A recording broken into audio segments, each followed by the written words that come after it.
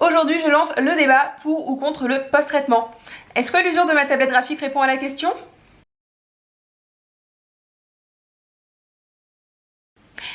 Bonjour à toutes, bonjour à tous et bienvenue dans cette 10e vidéo de mon défi une vidéo par jour pendant 30 jours. Voilà, nous sommes officiellement à un tiers de mon défi et je suis toujours là et je tiens le rythme et je suis honnêtement hyper fière de moi parce que je ne me pensais pas capable de réaliser autant de vidéos sur autant de jours consécutifs parce que c'est du boulot, voilà, et je suis contente, voilà. Donc si vous faites partie des gens qui me suivent, qui attendent notre petit rendez-vous quotidien, qui sont des fidèles, eh bien mettez-moi un pouce, voilà, encouragez-moi à continuer. En tout cas, moi je suis au taquet et je compte pas lâcher de sitôt.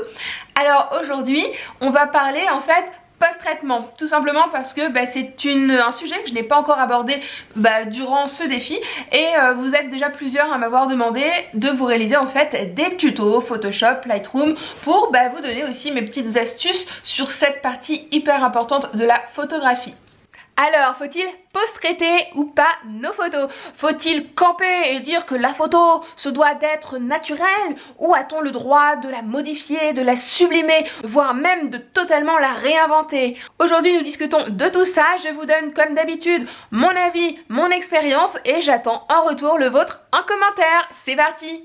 Alors évidemment, dans tout développement de sujet, on a introduction, thèse, antithèse, conclusion. Alors en introduction de cette discussion, moi je vous propose tout simplement déjà de définir ce qu'est le post-traitement. Et donc si je réfléchis un peu, selon moi le post-traitement, c'est toutes les actions qui vont être réalisées en fait sur une photo après la prise de vue. Voilà, donc vous avez la prise de vue, tout ce qui se passe au moment de déclencher, mais en fait finalement tout ce qui va se passer après le déclenchement, c'est selon moi en fait du post-traitement.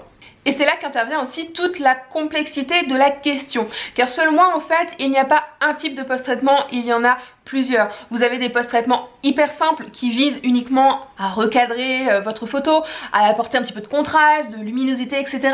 Ensuite, vous avez des post-traitements un petit peu plus développés où vous allez peut-être commencer à toucher un petit peu les couleurs, l'image en tant que telle.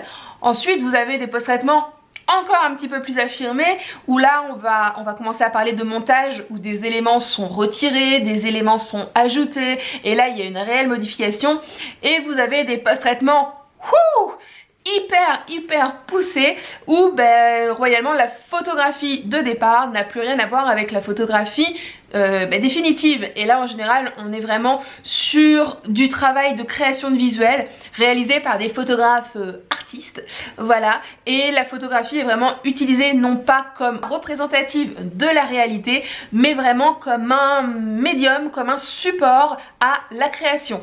Alors comment dire tout simplement je suis pour ou je suis contre? Il y a trop d'éléments à prendre en compte. Alors il y a aussi le fameux argument oui mais en photographie argentique on ne post-traitait pas notre photo. Faux! Donc quand j'ai passé mon CAP photo, j'ai dû développer une photographie en laboratoire. Au moment de placer le margeur, je suis désolée mais on recadre. Et quand vous développez la photo, que vous envoyez en fait la lumière sur votre papier photosensible, vous pouvez aussi masquer certaines zones pour ajouter ou retirer de la lumière. Mais pour moi ça c'est post-traité aussi. Et puis apparemment il y a des photographes qui utilisaient tout simplement la peinture avec des petits pinceaux pour venir peindre sur la photo et retirer des imperfections. Donc oui, le degré de post-traitement a été nettement inférieur à ce qu'on peut voir maintenant, sauf que c'est la technique qui a imposé ça parce que je suis pratiquement sûre que l'envie des photographes de sublimer, d'aller plus loin dans leurs photos était bien réelle. Puis maintenant si on raisonne avec le numérique, il y a d'autres arguments qui rentrent en compte, à savoir quand vous déclenchez, si vous réalisez votre photo en JPEG, vous avez déjà un espèce de post-traitement réalisé à l'intérieur de votre appareil. Il y a déjà des choix qui sont faits. Si vous photographiez en RAW, le RAW en fait est un fichier brut destiné à être développé, à être post-traité. Donc en numérique, finalement, a-t-on vraiment le choix de post-traiter ou pas la photo?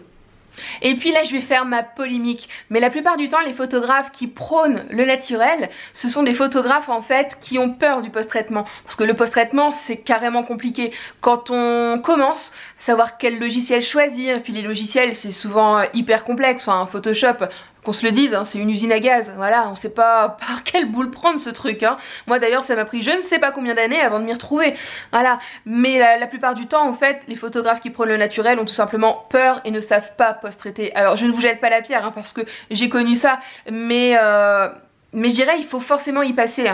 Il faut s'investir, il faut prendre le temps parce que dans la photographie numérique, prise de vue ne va pas sans post-traitement. Donc alors, comme vous l'aurez compris, je suis pour le post-traitement et je post-traite toutes mes photos. Mais il y a plusieurs niveaux et selon la destination de ma photo, je post-traite différemment. Je réalise des post-traitements de base pour tout ce qui concerne les photographies de mariage parce que ce sont des photographies de reportage, j'en livre énormément, je les travaille par lot dans un gain de temps et j'estime en fait que le reportage accepte et tolère une certaine imperfection.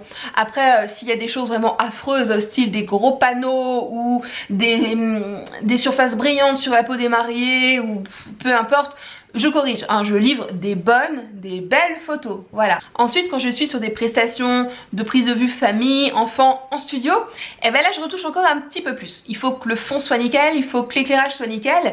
Et là en fait, je discute avec les clients et je leur pose tout simplement la question. Il y a certaines personnes qui souhaitent vraiment apparaître naturelles, il y a certaines autres personnes qui souhaitent avoir des retouches minimum de on retire les cernes, on lisse un peu la peau, histoire d'avoir bonne mine, etc. etc.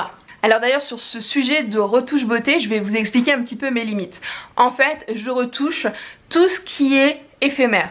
C'est-à-dire un bouton, c'est éphémère. Des cernes, c'est éphémère. Quand la personne revient 10 jours après, elle a plus de boutons et si elle est en pleine forme, elle a plus de cernes. Tout ce qui est éphémère en fait sur une personne, je retire. Par contre, tout ce qui concerne vraiment la personnalité d'une personne, une cicatrice, une ride, un grain de beauté, tout ça je vais avoir tendance vraiment à conserver, sauf bien évidemment si ça représente un complexe pour la personne et que la personne me demande de l'estomper. Pareil, je touche pas à tout ce qui est morphologie, sauf si c'est dû à une mauvaise position lors de la prise de vue. Mais là, j'essaye quand même de faire attention. Par exemple, vous savez, quand vous positionnez mal un modèle, ça se peut que le bras il soit écrasé et du coup ça fait un gros bras. Bah là, si la modèle a un bras fin d'origine, bah, je vais affiner son bras parce que c'est pas normal, parce que je me suis trompée. Voilà, et puis l'erreur vient de moi, c'est pas la modèle. Et puis il y a les collaborations, c'est-à-dire les prises de vue que j'organise moi-même, que je fais gratuitement en collaboration avec un ou une modèle.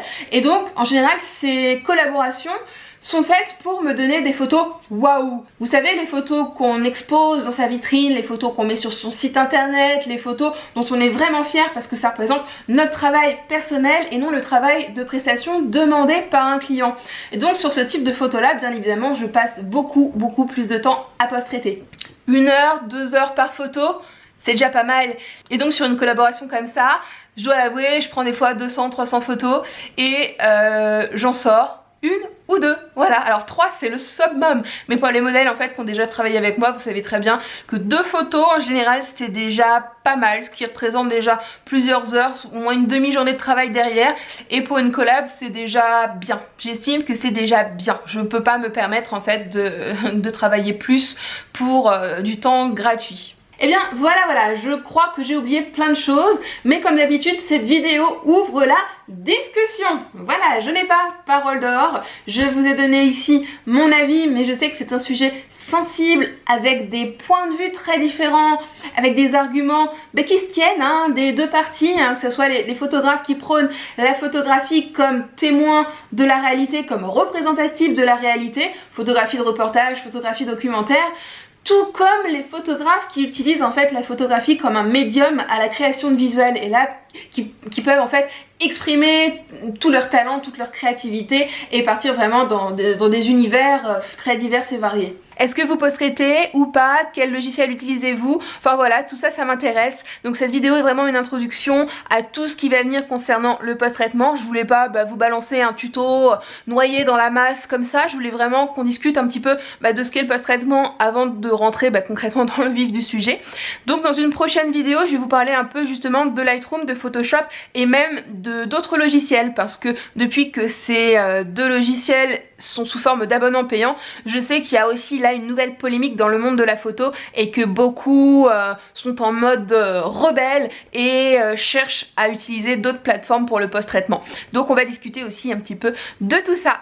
Voilà, je vous remercie d'être là, je vous remercie pour vos commentaires, pour vos gentils commentaires, vous êtes une communauté en or, vous avez une bienveillance envers moi, et vous voyez moi je suis aussi une bisounours, je suis quelqu'un de profondément gentil et et je suis hyper contente en fait que vous soyez aussi bienveillants les uns avec les autres, c'est super important pour moi. Bon, je vous donne rendez-vous demain à 18 h sur apprendre la photo de portrait. Si vous avez des questions à me poser que je n'aurais pas encore abordées en vidéo, eh bien vous me les posez, hein, que ça soit par mail, il y en a qui me contactent par mail directement maintenant ou sous la vidéo, alors c'est plus simple pour moi sous la vidéo, mais dans tous les cas n'hésitez pas. Et puis voilà, allez, je vous sors mon traditionnel au revoir, ciao! Pour aller plus loin, je vous donne rendez-vous sur mon blog apprendre-la-photo-de-portrait.fr où vous pourrez télécharger un catalogue de plus de 150 poses pour vous aider lors de vos shootings et ne plus jamais tomber en panne d'inspiration.